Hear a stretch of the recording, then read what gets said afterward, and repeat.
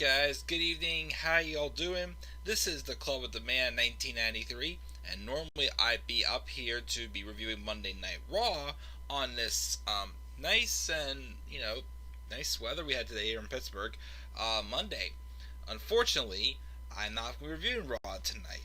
I'm going to be catching up on Smackdown, as we're going to be doing my Smackdown review, kind of like, the recap of what's been going on in the past 7 months with Smackdown, and reviewing this past week's show as well. Now, again, before we started, just to kind of, give everybody a heads up again, because I did mention it in my NXT stream on Saturday night. Again, I was supposed to review this on Friday, but again, I had a family emergency on Friday, and we had a pretty rough weekend.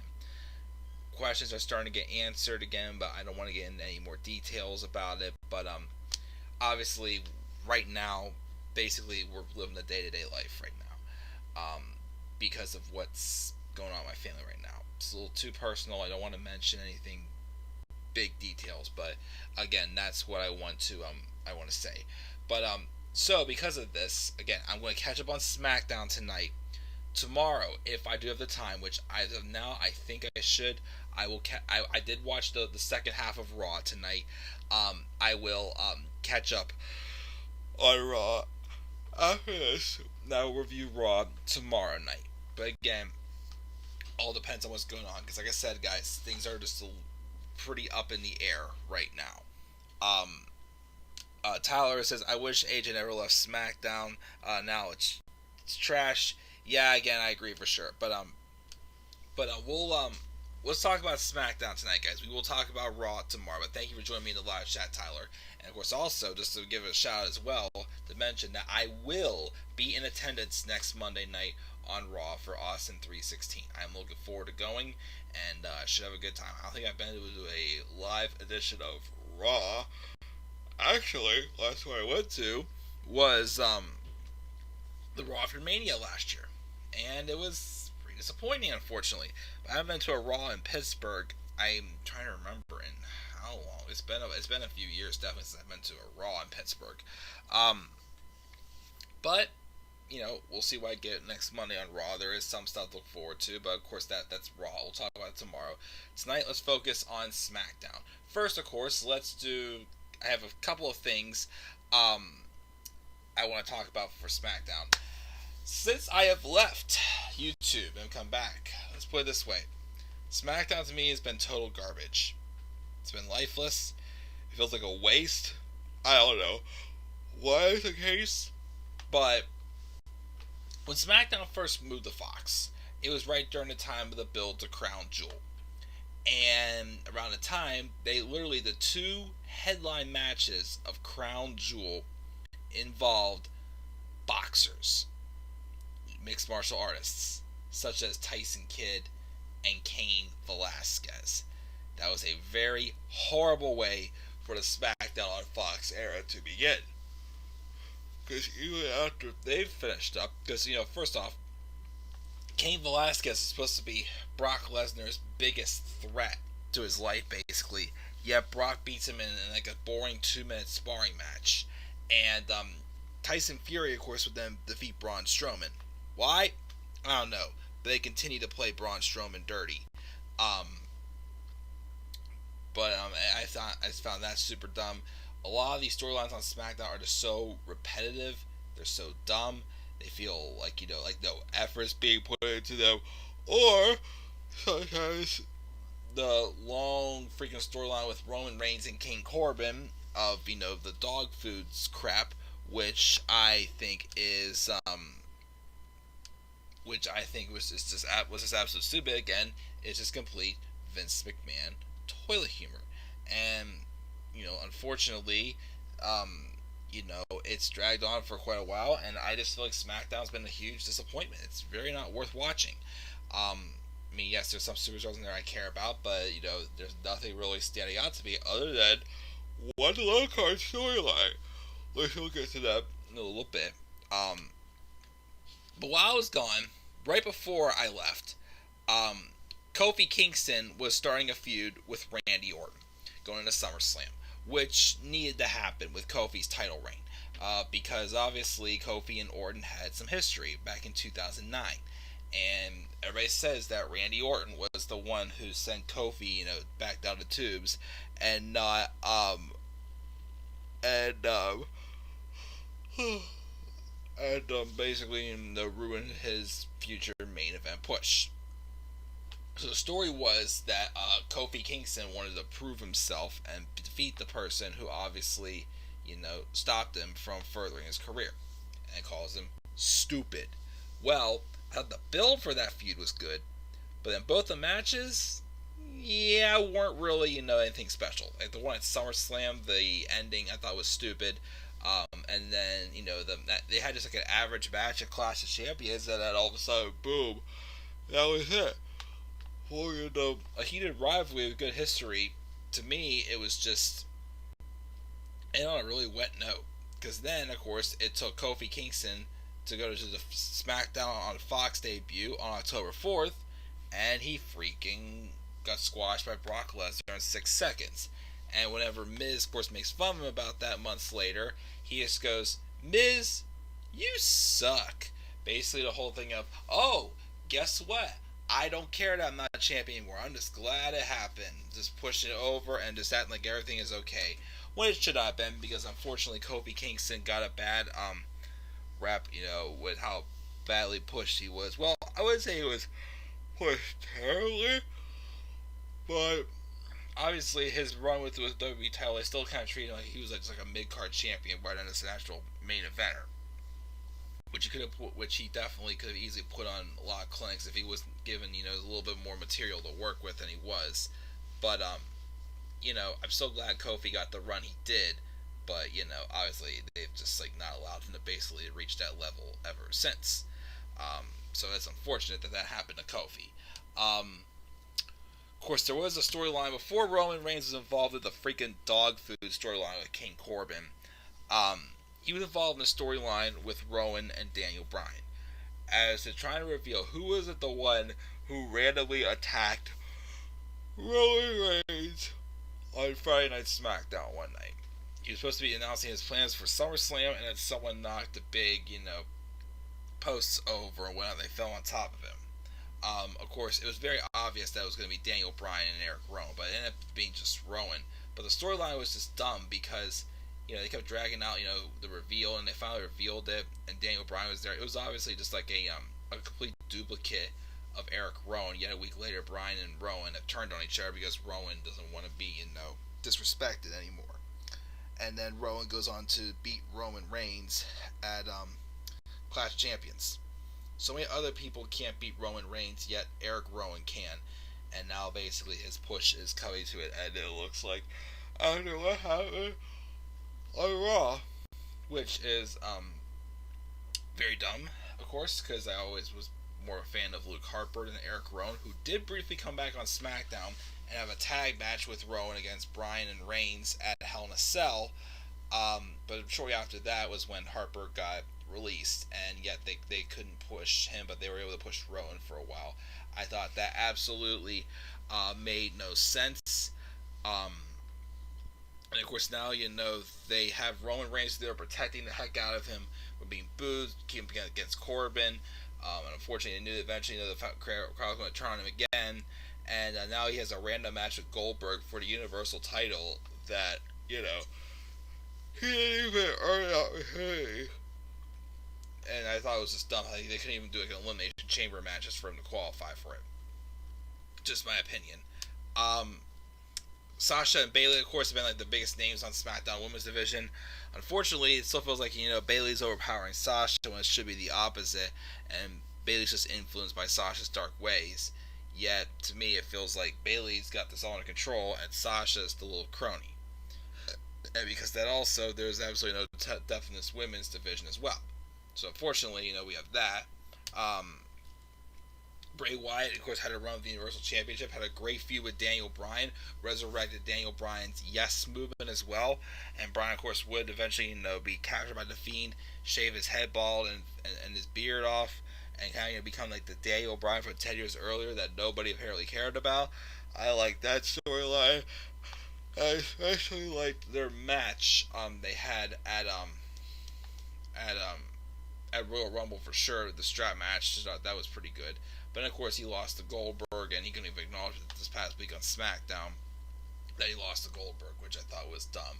Now he's getting ready to head into a match with John Cena at WrestleMania, but I'm sure the title would have been nice to have against John Cena. Then having Goldberg and Roman have the title because it made no sense. But yet you could have done Cena go for a 17 title and Bray Wyatt trying to avenge the biggest loss of his career. There's a great storyline right there. But there's that one as well. We're gonna talk about King Corbin. Oh gosh, so around the time also when Corbin became king, somebody else was getting a super massive push, and that was Chad Gable. Chad Gable, obviously, been very underutilized, one of the overlooked, amazing talent he is. Had a great run in the King of the Ring tournament, except for the fact people kept calling him Shorty. Even people who were like an inch shorter than him called him Shorty. He eventually would embrace it and become Shorty freaking G. And to me now, he's just a freaking jobbing act. He literally gets squashed by Sheamus anymore. What's the point of the feud? It's not going to look good. It's just embarrassing him, the freaking outfit he wears. And it's dumb. I'm sorry. I think it's just absolutely dumb.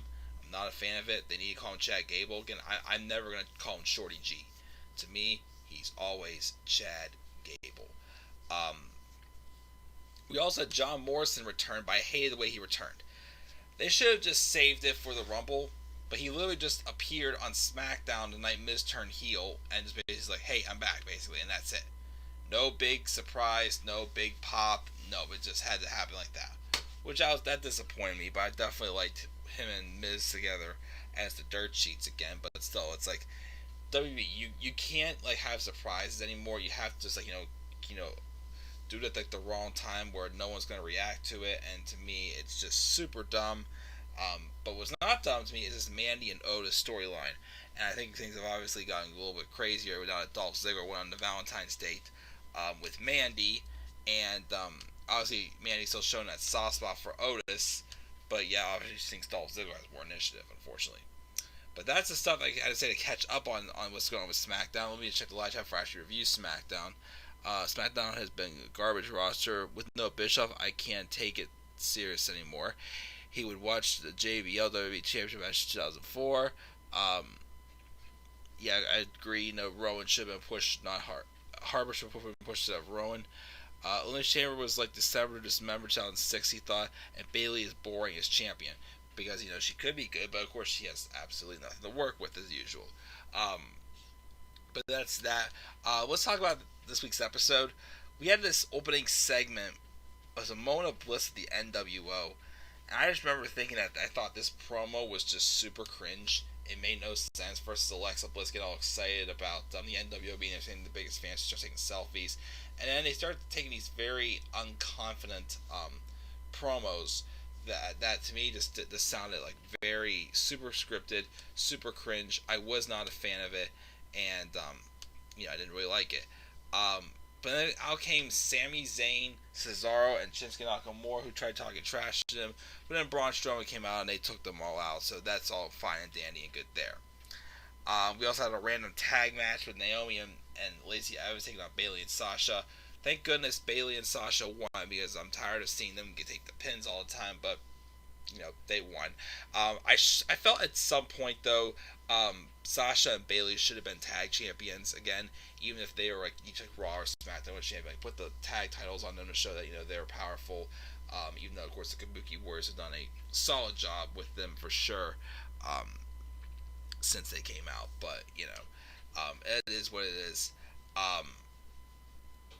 We had Big E and Kofi getting hyped up for their match, and then of course we also would see Sasha and Bayley backstage talk about how they've beaten everyone in SmackDown. They don't understand why the Bellas are going to the Hall of Fame before them, which is very true. So maybe they should skip Mania and go straight to the Hall of Fame. Nobody from the past, or future, or present can touch them, and they want to celebrate in dominance.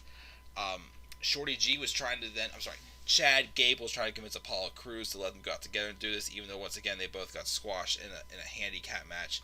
So Apollo tries to prove he can do this on his own against Sheamus, doesn't work out, and Sheamus gets the victory. Then also we have a backstage segment with Drew Gulak and wanting a shot at Daniel Bryan. And he's skeptical also of like what Drake Maverick could do in the ring also, as he wants Drake Maverick to help him since he's been trying to be that. But then Bryan, comes around and basically he's exposed as Gulak believes that Bryan has 163 weaknesses, and he's like, well, if you think that's the case, why don't you come to the match, have a match with me in Elimination Chamber, which was a great match we'll talk about eventually in my Elimination Chamber review. We have Carmella and Dana Brooke taking on Sonya and Mandy with Dolph Ziggler in Mandy's corner, and Sonya and Mandy win. We have a Firefly Funhouse segment where Bray Wyatt basically talks about, first off, he does not mention the championship, which I thought was dumb. He doesn't even phase at all about it. But obviously, it was brought up that Cena defeated Wyatt 6 years ago and sent Wyatt into a pathetic downward spiral. But then Wyatt shuts off Rambling Rabbit, who's saying all this. And then he says, time can either hurt you or heal you. If it wasn't for Cena, the Firefly Funhouse wouldn't exist. So he thanks Cena and forgives him. But there's a catch. Cena also helped create something else. A being built on pain, fueled by vengeance. He is weighing on Mania, and unlike Bray, he is not going to forgive, which hypes up the Fiend for sure. So we got that promo, that was good. We get a recap of Goldberg and Roman's match, which is stupid. King Corbin had to run in with Elias backstage interviews. It's the same old crap as usual. And then the main event, well, first off, we see Mandy running the heavy machinery. Otis apologizes to Mandy about the Valentine's Day date, but Mandy says it's too late, and a woman doesn't appreciate being stood up like that. Even though, once again, Otis did text her saying he was running late, but, unfortunately it happened. And then our main event was heavy machinery, the New Day, the Usos, Lucha House Party, Ziggler and Rude, and Miz and Morrison in a gauntlet match.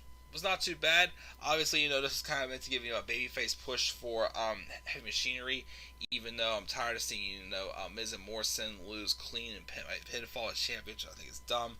But it was a good team to pick to do the gauntlet. Of course, it came down to them and Ziggler and Rude, who of course Otis and Ziggler have a history with each other since Otis is jealous of Dolph Ziggler for stealing his girl. The idea was, of course, to get his comeuppance on him, but of course it did not work out as he took a super kick from Ziggler and he lost the match again overzealous. So the gauntlet match again was for the number one contender spot. I'm sorry, the person who was going to be able to enter the chamber match last on Sunday. And yep, that's SmackDown. I don't have much to say, guys. I thought it was a D+ show to me. It didn't really impress me that much. I was pretty bored by it. Had 18 votes on what grade you give SmackDown. 22% said A, 39% said B, 17% said C, and 22% said D or lower. Again, I gave SmackDown a D+. Let's check the live chat also quick before we go off the air. Hopefully I'll be a little more peppier tomorrow, but I'm tired, guys. Let me see what we got here.